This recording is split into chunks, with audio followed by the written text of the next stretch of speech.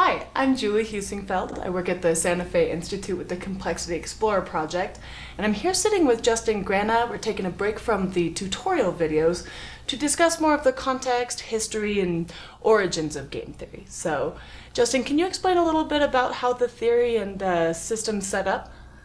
Sure. It's a bit of a tricky question because humans have been making interactive decisions essentially for all of humanity. You can think of a hunter-gatherer society. They cooperate in hunting, they allocate resources, and these are all interactive decisions. So maybe you can say that they were doing game theory, unbeknownst to them, of course not in an academic sphere. Now, in an academic sphere, you see glimpses of game theory in the 1700s, the 1800s, but it really doesn't materialize until 1944 in a book by John von Neumann and Oscar Morgenstern called The Theory of Games and Economic Behavior. In that book, they prove that there's a solution to every, what we've talked about, zero-sum game. That was later expanded by John Nash, and he proved that there is a solution to all games.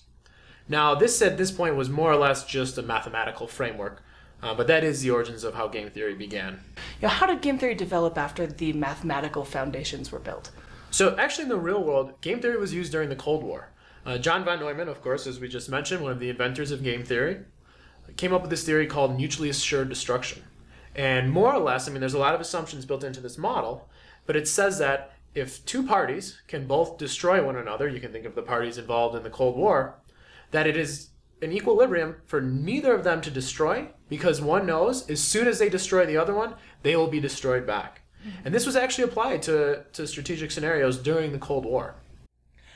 Other than in war games and national security, where has game theory been applied? So game theory actually makes up the backbone of modern microeconomics now. You can think of a microeconomic scenario: bargaining, negotiating, auctions, hiring decisions. These are all decisions being made among multiple people, and we use game theory to analyze these scenarios. Now, there have been several other theoretical breakthroughs. John Harsanyi introduced the notion of imperfect information, so game theory has spread really wide since then, in economics and also in other fields, in biology, for example. Mm-hmm. Nobel laureate Gary Becker actually applied game theory to the marriage market. So it seems like it can be, really a good analytical tool for quite a few different academic fields. Absolutely.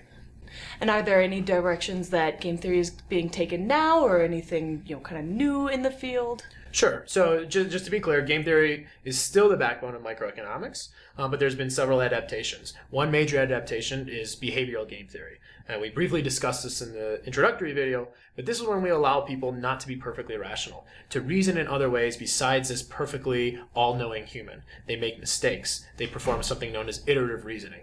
And this has really seen an explosion in economics as well as in finance, actually stemming from the psychology literature. In another direction, we see game theory being used in the artificial intelligence literature. You may have heard of AlphaGo, which is an artificial intelligence machine that recently beat the world's best Go player.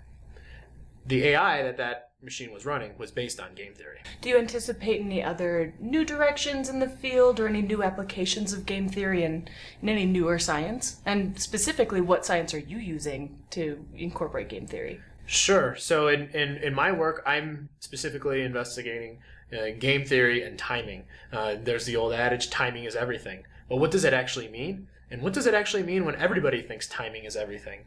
So one thing that I'm focusing on is how can we expand game theory to really think about timing, about who moves when and what they do. Mm-hmm. And I'm applying this to computer network security. I'm applying this to air traffic control. I'm applying this to collusive cartel formulation. The possibilities are really endless, though. Wonderful. Thank you so much for the information. Thank you so much. All right, now let's get back to the tutorial.